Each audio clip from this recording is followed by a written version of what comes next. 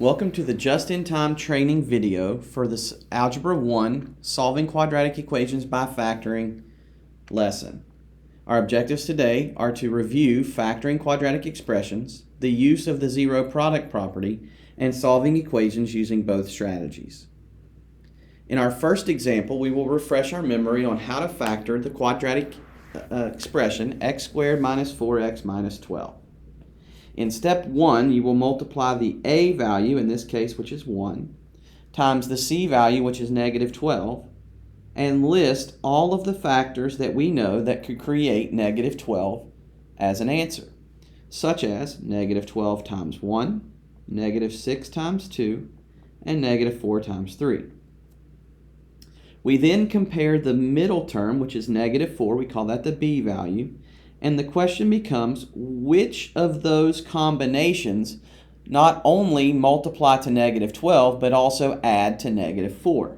Well, negative 12 plus 1 does not add to negative 4, but negative 6 plus 2 does.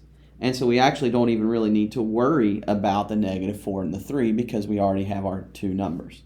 So what we do is we take our expression and we split the middle number. Instead of saying negative 4x, we call it negative 6x plus 2x and then minus 12.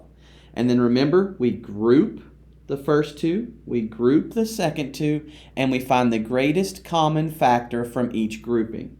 In the first parenthesis, that's 1x with x minus 6 remaining. In the second parenthesis, it's 2 with x minus 6 remaining. Now, in both of these expressions, the greatest common factor between them is actually x minus 6. So what we do is a process I like to call undistributing the x minus 6 by bringing it to the front, and then leave the remaining pieces, the x plus 2, left in their own parenthesis at the end. So x minus 6 and x plus 2 are the factors of x squared minus 12, or minus 4x minus 12.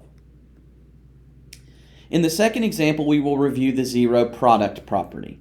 In math, the zero product property essentially just says this: if two numbers or items are multiplied together and the resulting answer is 0, then one or both of those answers must also equal 0.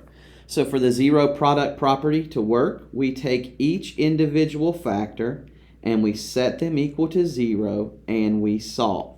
Now, in both of these cases, the inverse operation is either addition or subtraction, and so if I subtract 5 from 0, then we end up with negative 5.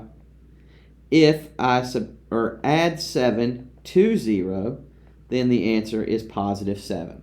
And so what this says is that both negative 5 and 7, when inserted into the equation, would give us a result of 0. And those become the two answers to that quadratic equation. In example 3, we're going to put the two properties together. First, by factoring x squared plus 5x plus 6. So we're going to multiply the a value 1 times the c value 6.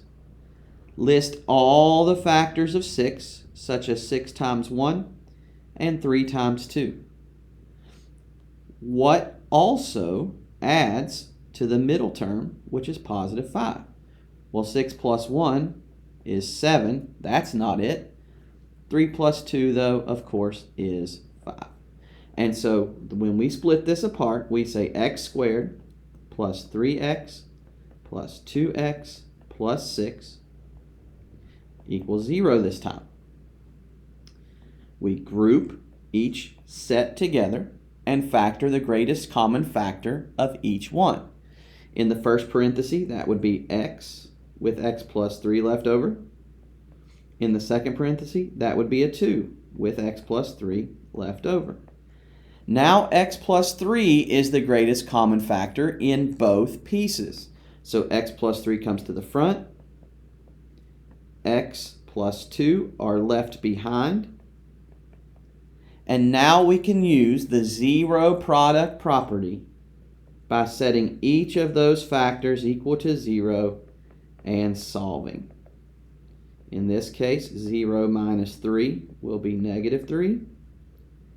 Over here, 0 minus 2 will be negative 2. So the two answers that would make x squared plus 5x plus 6 equal 0, one would be negative 3, the other would be negative 2. Hopefully you found this refreshing video helpful to you.